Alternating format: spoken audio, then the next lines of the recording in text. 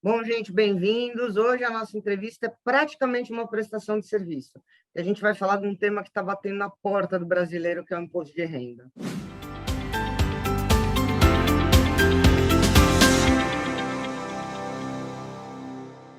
Bom, voltando aqui, nós vamos conversar com a Mari Spinelli. A Mari, quero que você conte um pouquinho para o pessoal quem é você, Mari. Oi, gente, então, sou Mariana, Mari Spinelli, fundadora e CEO do Declare Certo. Declare Certo é uma startup. Hoje a gente tem uma plataforma de gestão inteligente do imposto de renda da pessoa física, né? Sou também mãe da Carol, adoro pintar, adoro dançar e agora estou começando a cantar. Tá ótimo. Eu acho sensacional, porque eu vi o trabalho, eu acho muito legal, gosto de arte, tanto é que uma das entrevistas que tem aqui é com o Bieto, que fez o meu fundo, então eu amo quem ama arte. Bom, me conta um pouquinho dessa... Bom, primeiro vamos falar aqui, o que é o Declare Certo? Explica aqui para o pessoal o que é a plataforma. Tá. Como eu falei, é uma plataforma de gestão inteligente do imposto de renda, né? Mas o que isso quer dizer na prática, né? Não sei, assim, a maioria das pessoas, quem já declarou imposto de renda, sabe que a gente, para fazer imposto de renda, hoje a gente sempre precisa estudar um pouquinho imposto de renda ou perguntar para alguém que já fez, né?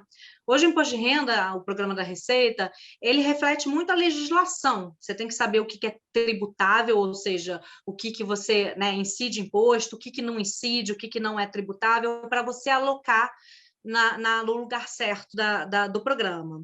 No Declare Certo, a linguagem é mais centrada no usuário, né? Então, por exemplo, se você tem uma empresa, né? No programa da Receita, se você tem uma empresa, você tem que declarar em 3 lugares diferentes. Quer dizer, o Prolabore você declara num lugar onde é o tributável, o dividendo você declara em outro lugar onde é o isento, e as suas ações você declara em bens e direitos. No Declare Certo, eu pergunto para você, como é que você ganhou dinheiro esse ano? Você vai me dizer se foi carteira assinada, se foi empresa própria. Se for sua empresa própria, a gente te entrega o formulário, né? Você diz lá tudo direitinho e depois a gente aloca para você, né? Então, no fundo, o imposto de renda, que é uma coisa muito complexa, né, no nosso ponto de vista, na verdade, ele é simples, né? O imposto de renda é você saber como que você ganhou dinheiro, e aí algumas coisas você paga renda sobre isso e outras não. As despesas, as maiores despesas que você fez, por quê? Porque algumas despesas você pode deduzir do imposto de renda, como é sua vida financeira, né, seus investimentos, suas dívidas, que você precisa, né, declarar e informar para o fisco isso, e por último, seus bens. Então, o imposto de renda consiste nesses 4 pilares. Então, isso é uma parte do Declare Certo que ajuda a declaração. É intuitiva e uma linguagem amigável. E tem outra parte que é uma parte muito interessante, que é a simulação. O imposto do Declare Certo ele não é feito por pessoa, ele é feito pelo núcleo familiar. Então, a nossa legislação hoje permite várias formas de declarar, né? Quer dizer, por pessoa, ele permite, por declaração, ele permite 2 formas, a simplificada e a completa. Só que um casal, ele pode declarar junto ou separado. Então, dado esse contexto, um casal já tem 10 combinações possíveis. Só por ser casal, você já tem 10 combinações possíveis de declarar. Se você tem um filho, já vai para 18 combinações possíveis. E cada combinação dessa tem um imposto diferente para se pagar. Ou seja, é um saco de gato. Na verdade, eu tenho 18 cenários que eu posso usar e que, na verdade, se eu errar a mão ou não tiver um super contador que nem o meu, Chico, beijo no Chico, se eu errar a mão, eu posso estar perdendo dinheiro, posso estar deixando dinheiro na mesa. Mel, super pode. E assim, na verdade, por exemplo, um casal com 2 filhos, se um filho tiver um rendimento e se ele tiver um imóvel que aluga para alguém, ou seja, não é um cenário absurdo, são cenários que existem no Brasil, são mais de 100 combinações possíveis para declarar. Então, mesmo o Chico, eu com certeza, se eu der o computador, eu tenho certeza que 100 combinações possíveis, fazer na mão é muito complicado, né?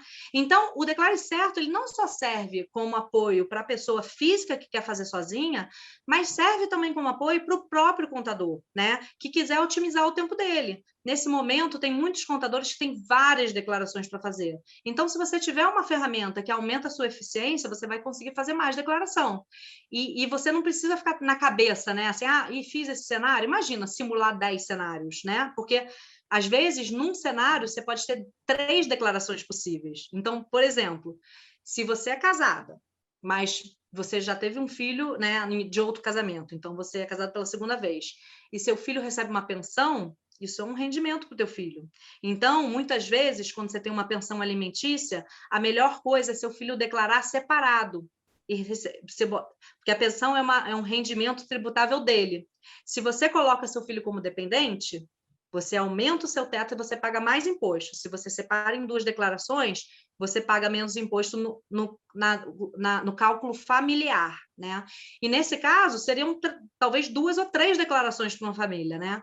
Então, cada simulação é realmente muito trabalho. O Declare Certo, ele olha todos os gastos e despesas do seu núcleo familiar inteiro e a gente simula cada cenário.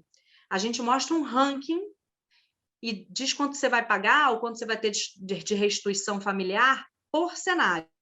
E você escolhe também o cenário que você quiser. Você não é obrigado a escolher o primeiro cenário, você escolhe o cenário que você se sentir mais confortável. E daí a gente vai e envia para a Receita os cenários para você.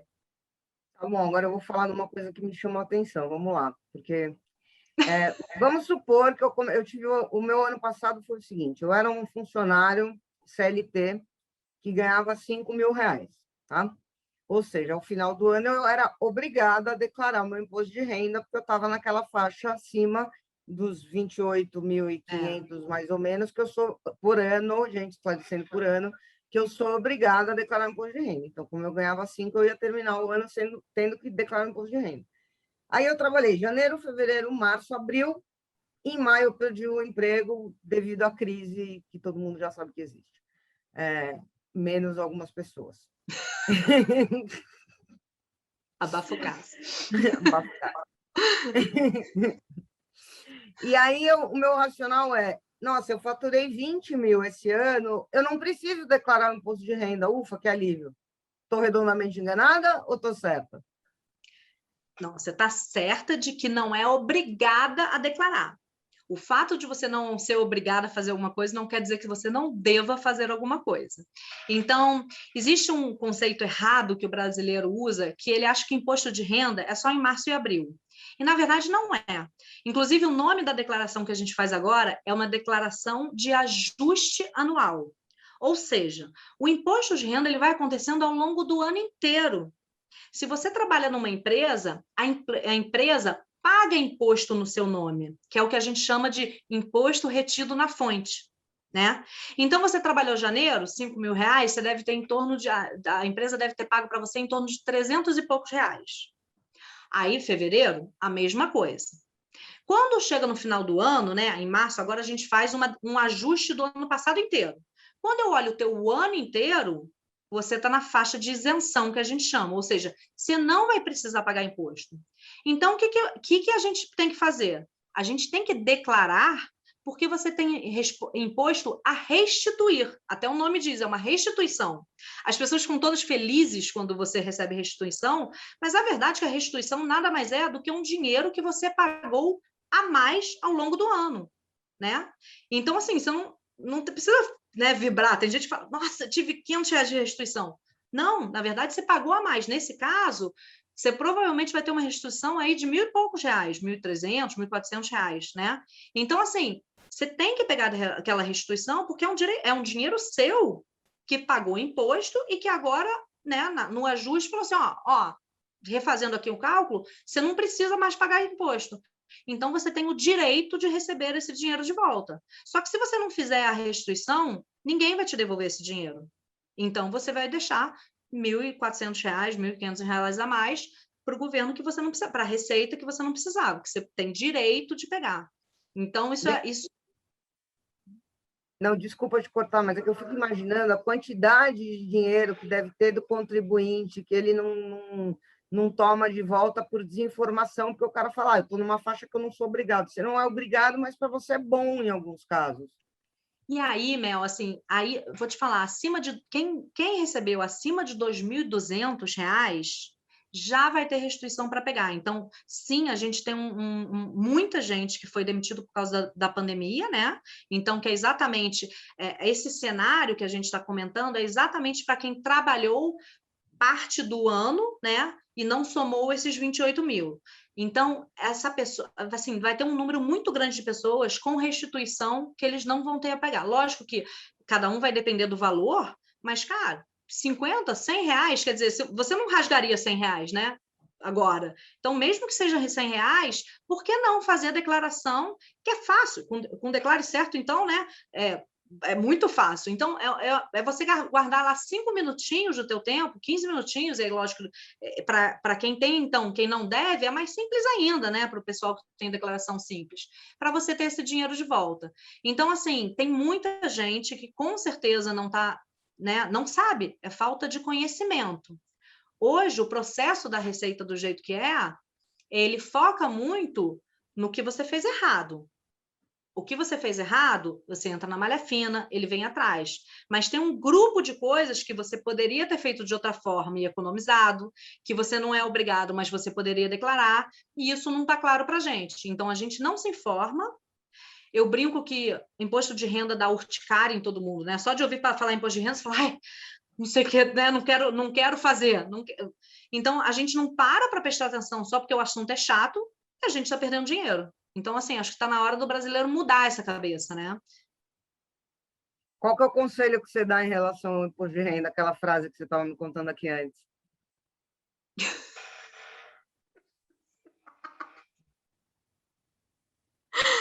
O bom malandro é quem anda na linha? O bom malandro é quem anda na linha. Não adianta tentar ser esperto, acho que o bom malandro é o que anda na linha. Eu gosto muito dessa expressão. Não, exatamente. Eu acho que a questão antes da gente, assim, o brasileiro muitas vezes gasta mais tempo pensando em como ele pode dar o jeitinho do que em aprendendo a fazer certo e vendo que fazendo certo ele pode também economizar, né? Então, acho que essa frase reflete muito o que a gente quer ajudar o brasileiro a entrar num processo de gestão tributária do dinheiro dele, né? Porque gestão tributária nada mais é do que um pilar da gestão financeira, né? Então, você vê empresas gastando dinheiros com granas imensas com planejamento tributário, mas a gente não. É normal você falar para alguém assim, e aí, como é que você faz seu imposto de renda? Ah, nem sei, dou para o meu contador e ele faz. Nada, assim, como eu falei, a gente é amigo do contador, a gente quer apoiar, não tem nenhum problema o seu contador fazer, mas assim, nem sei, eu deixo lá com o meu contador, é importante a gente participar. Ou então, não, meu tio que faz. Eu nem sei, é muito normal isso, a pessoa fala para mim que não quer saber desse processo. E é um processo que você pode economizar muito dinheiro. É importante olhar com carinho. Mari, quanto que custa a solução de vocês? Olha, a solução para a declaração simples, né, de uma pessoa sem dependente, ela é gratuita.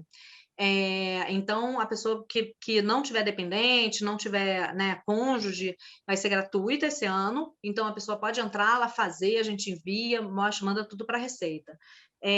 Quando você tem um núcleo familiar, que a gente chama, né, que é que você já tem dependente, cônjuge, vai ser R$ 39.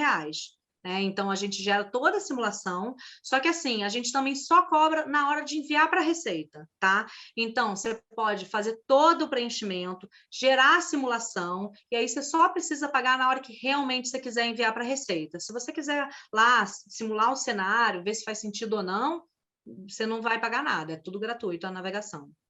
E eu preciso baixar aquele bendito daquele software da Receita para fazer o envio? Não. A gente vai fazer tudo pelo usuário, a gente envia e depois o recibo, inclusive do envio, a gente manda para vocês. Então a Receita, né, depois que é enviada, ela se tiver DARF para pagar, ela gera os DARFs, se tiver o recibo, ela manda o recibo e depois que o Declare envia a declaração de imposto de renda, ela retorna. E é tudo automático, tá, Melissa? Isso é muito interessante falar também, porque muitas das soluções, às vezes, têm interação, né, humana. A nossa solução é 100% automatizada. Então, a gente tem a parte de captação dos dados, né, de captura dos dados, que o usuário que preenche, depois a simulação, a nossa inteligência artificial faz todos os cenários, ninguém, né, interfaceia ali, e o envio também, a gente tem robôs que preenchem o programa da Receita e enviam diretamente. Então, todos os dados, né, ninguém vê nenhum dado, ninguém mexe em nenhum dado, é tudo com todo o sigilo possível dos dados dos usuários. Entendi. Agora me tira uma dúvida aqui. Qual que é a tua formação? Eu sou engenheira de produção.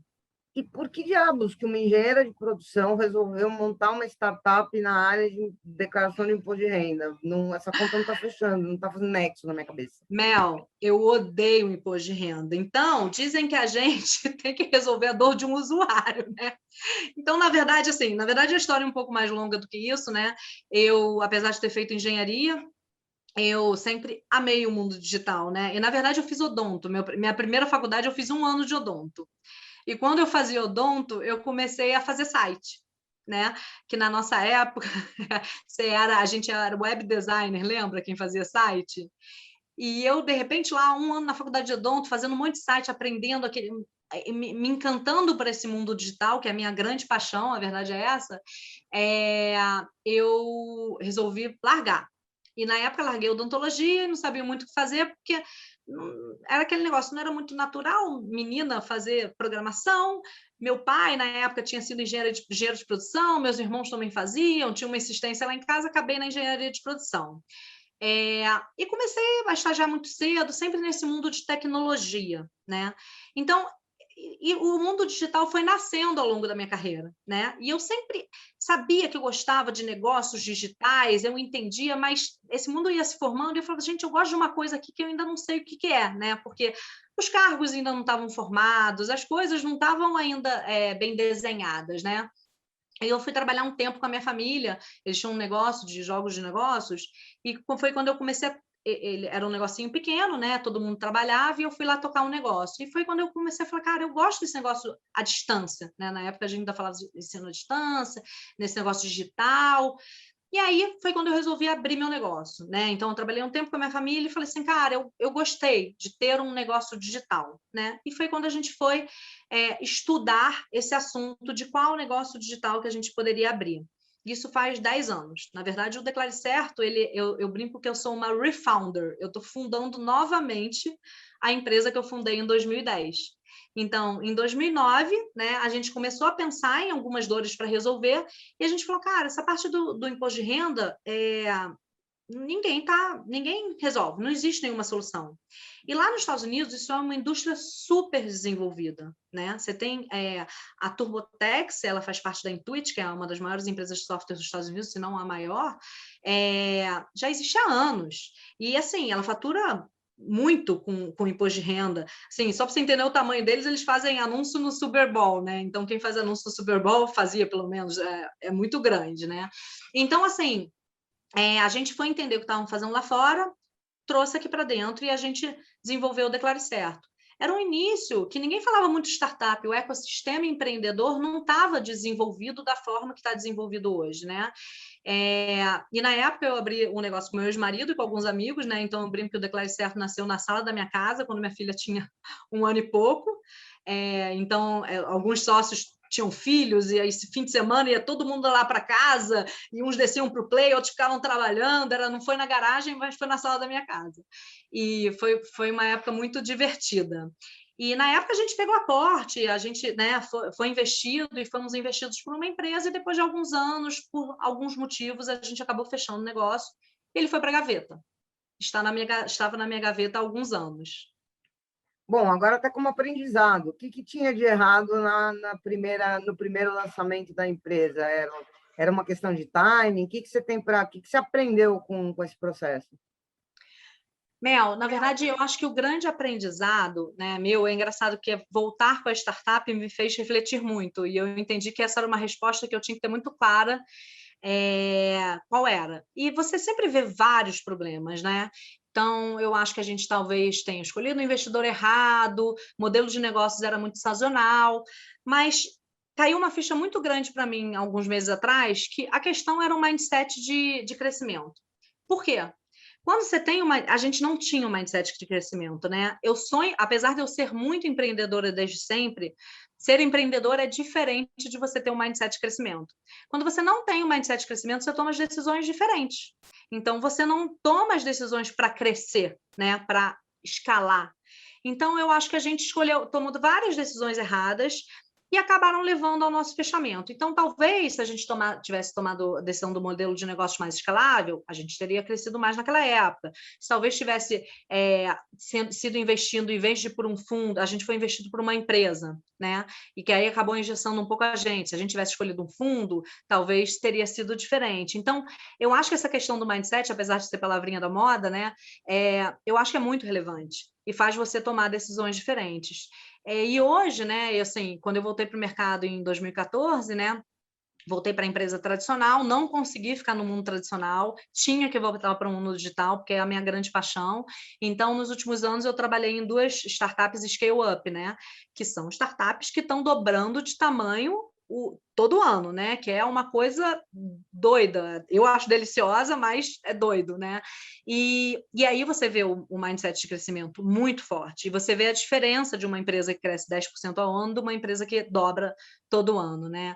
E acho que aí entrou no meu DNA e ficou muito claro a diferença. Então, muita coisa a gente mudou em termos de modelo de negócios, né? E aí acho que vai tudo: escolha de sócios, escolha de fundadores, modelos de negócio, até a velocidade que a gente imprime dia a dia do negócio. Então, eu estou confiante agora que a gente tá indo no caminho certo. E qual que é a influência, assim, tem um quê de pragmatismo quando você fala, eu vou escalar, eu vou fazer, eu vou não sei o quê. Agora, assim, tem algum propósito que te move? Quais são os seus valores que você traz da tua vida para a tua empresa? Como é que você enxerga isso? Tá. Eu acho que em termos de empresa tem essa questão da educação financeira, que eu acho que é um propósito muito interessante, né? Então, como é que a gente ajuda as pessoas a fazerem mais uso do dinheiro delas melhor, de forma melhor, né? Então, assim, a gente trabalha dias, né, do ano para pagar impostos, né? Se a gente puder reduzir um pouquinho isso mais, vai ser muito interessante. E eu acho que tem um propósito meu, pessoal, muito forte de criar um ambiente realmente agradável de se trabalhar. Eu trabalhei já em muito lugar, né? E eu sou uma pessoa que costumo rodar muito de empresa, eu sou precursora da geração Y, assim, mas e eu já trabalhei em muito lugar tóxico, né? E uma das coisas que eu quero é criar um lugar que eu e que as pessoas que trabalhem tenham muito prazer em trabalhar. Eu acho que a gente tem uma busca por propósito, né? Muitas vezes um propósito lá, né? Que é interessante, que a gente tem que ter, mas eu acho que a gente tem que buscar um propósito no nosso dia a dia também. Porque muitas vezes um propósito maior, né, um objetivo muito longe, ele fica muito difícil de alcançar, e se você não alcança, você começa né, a sua expectativa fica muito longe da tua realidade. Então, muitas vezes fica difícil de alcançar aquilo, né? Então, se você coloca um propósito no seu dia a dia, então, assim, eu sou uma pessoa que eu sou apaixonada por trabalhar. Eu adoro trabalhar. E é engraçado porque me fizeram essa pergunta ontem, né, da questão do propósito, se você precisa encontrar o negócio para ser feliz ou se não. E eu falei assim, cara, eu encontrei o meu negócio para ser feliz trabalhando, desenvolvendo quem está abaixo de mim, né? Tentando criar, agora, então, no Declare, tentando a gente criar um ambiente saudável, em que as pessoas têm segurança psicológica para trabalhar, né? Porque é muito lugar que você não tem segurança psicológica, você não consegue conversar com o teu chefe direito, você não consegue botar suas colocações, e aí vão desde, né, assédios morais, isso a gente vê cotidianamente, né, Mel? E a gente não fala muito sobre esse assunto, né? Esse não é um assunto falado. Então, a gente fala em casos específicos, mas até essa questão, né, da gente agora mulher crescendo no ambiente corporativo, né, a gente começa a falar um pouco mais, mas a gente sabe que a gente ainda não fala tudo o que acontece, né? Porque tem uma questão disso, a gente reclama, é mimimi, mas a gente sabe quando está acontecendo, né? Então, acho que esse é um propósito muito grande. Eu tenho vontade de criar uma empresa em que as pessoas realmente tenham prazer de trabalhar e que elas tenham segurança e com toda a diversidade, com toda a aceitação, com todo um ambiente realmente legal de se trabalhar. No fundo, é o meu grande propósito. É um belo propósito. Agora você falou numa coisa interessante. Ninguém até agora no canal levantou essa bola. Você já trabalhou em ambiente tóxico? Você já teve essa Já, dor? Nossa, vários, eu tenho vários casos. Vários casos. E tenho diversos. Já trabalhei em ambientes machistas, já tive chefes totalmente assediadores, na verdade, assédios morais, tá? E eu tive um caso, né, muito forte, que eu briguei com um chefe meu, né, numa discussão, eu briguei, eu discordei, ele estava fazendo uma coisa que eu achava completamente errada, e eu acabei sendo mais grosseira do que eu deveria ser. E no dia seguinte a gente conversou e o chefe e a gente conversou e ele falou: "Não, você é a pessoa que eu escolhi para estar do meu lado", e, pô, assim, eu pedi desculpa, né, porque eu tinha realmente exagerado, e ele: "Não, você é a pessoa que eu te escolhi". E depois todos os outros feedbacks ele falava que eu era desequilibrada emocionalmente. Então, assim, é o gaslighting, né, tem um nome acho para isso, não sei se é esse direito. Então, você coloca aqui para cima e depois você coloca aqui para baixo. E isso é muito difícil, né? Porque você já começa assim, você começa meio que se achar maluca, né? Você fala assim, cara, o que está acontecendo? E aí a pessoa começa a te boicotar. Então, assim, esse foi um caso que. E isso faz muito mal para a gente, né? Por mais que a gente agora, depois que passa, depois que a gente consegue racionalizar o assunto, a gente consegue falar ele de forma muito direito, mas isso afeta muito a nossa autoestima, mexe muito com a gente, né? Já trabalhei em ambientes completamente machistas e também é muito difícil. É, uma coisa que eu acho que é uma coisa que eu sempre falo, né, que nós mulheres na nossa geração, acho que a gente acabou se masculinizando muito também para entrar nos ambientes corporativos, que são muito masculinos, né? Então, acho que é isso, acho que a gente vai lidando com a situação, mas sim, ambientes tóxicos, acho que muitos, mas o mundo está mudando, né? As coisas estão melhorando e essas coisas estão começando a ser mais faladas, né? No passado, então, Mel, era normal, o ambiente assediador era uma coisa normal, né? Um chefe gritar, falar, assim, te esculachar, né? Era uma coisa totalmente aceitável, né? Não, Então, mudou e está mudando para melhor. Inclusive, eu sou super contra quem fala que eu desacredito da humanidade, eu desacredito do ser humano. Gente, pelo amor de Deus, olha na trajetória do tempo, as pessoas estão ficando melhores. Eu lembro quando eu era mais nova, repórter e tal, era muito comum ter aquele mito que era o diretor de redação da revista ou do jornal tal que gritava, escangalhava, acabava com o repórter, xingava. Era um mito, e tinha até um certo glamour em cima disso. aham. Entendeu? Hoje em E dia a isso é gente crescia com esses exemplos, né? Isso que era muito ruim. exato, hoje em dia isso é inaceitável. Então, eu acho assim, graças a Deus, a humanidade está caminhando para um lado melhor, assim. Eu sempre faço essa ressalva, né? Porque às vezes a gente tem a sensação térmica que as pessoas do mal, elas são maioria, mas na verdade não, é que nem notícia, vem demais. Então, uma pessoa, ela causa tanto estrago que ela chama mais atenção, e aí você fica com a sensação que ela é em maior número, mas na verdade não, esse povo é minoria. E graças a Deus a gente está vendo um movimento de evolução. Não, e eu acho que tem uma coisa da conscientização, né? A gente está tomando mais consciência também do que é certo e do que é errado. Então, muitas coisas, como você falou, era até glamorizado. Então, a gente que hoje muitas coisas a gente acha errado, no passado a gente nem se tocava, porque a gente achava que não podia questionar, né? Você achava esquisito, mas você não questionava. Hoje você entende que você pode questionar. Hoje você entende que você pode não aceitar também, né? E falar, assim. E eu tive situações que falei assim, eu não quero mais trabalhar neste ambiente. Eu gosto do meu trabalho, mas eu não quero trabalhar mais nesse ambiente por causa da cultura dele. Ponto, acabou. E eu me sinto muito bem de poder fazer essas decisões, né? De poder entender esse cenário e poder tomar decisões em cima desse cenário, né? E buscar ambientes que me façam felizes, porque a gente fica tanto tempo trabalhando, né, Mel?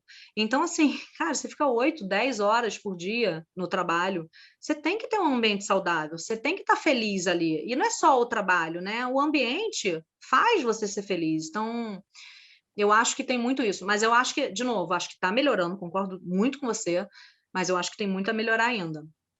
Muito. E isso sempre tem, muito a melhorar sempre tem. Eu acho que a hora que a gente chegar numa posição de conforto, de achar que está tudo bom, acabou. É o que eu sempre falo. Quem que me fala isso? Mas você fica cobrando perfeição, a perfeição não existe. Cara, eu vou cobrar perfeição sempre, e eu sei que ela não existe. Só que o dia que eu deixar de cobrar É perfeição, eu virei verdade. medíocre. É Simples verdade. assim. Bom, é isso. Obrigada pelo teu tempo, pelo teu papo. Galera, vai estar na descrição do vídeo. Quem chegou até aqui, assina o canal, vê os outros conteúdos. Esse foi mais educativo, que a ideia é dar um norte para quem está perdido aí com o imposto de renda. Mas é isso, acompanha a gente. Mari, por favor, sua mensagem final, se despeça aí com o que você quiser, deixar de mensagem para quem acompanha a gente até aqui. É isso, gente. Então, assim, a gente vai lançar aí a plataforma, início de abril está saindo. Não deixem de fazer seu imposto de renda, não deixem de ir atrás dos seus direitos. Eu acho que um pouquinho da conversa vá atrás dos direitos de vocês, não só no imposto de renda, mas na vida de vocês. Então, acho que essa é a mensagem final aí. Então, se tem dinheiro aí para economizar, para pegar de volta, não deixam de fazer a parte de vocês, porque faz sentido ir atrás e depois a gente não se arrepende. É isso. Então é isso, galera. Não vamos comer bola esse ano, vamos conseguir restituir tudo, não vamos deixar nada de brinde para o governo. Toma o que é teu de volta. É isso aí. Beijo. Um beijo. Obrigada, linda. Nada.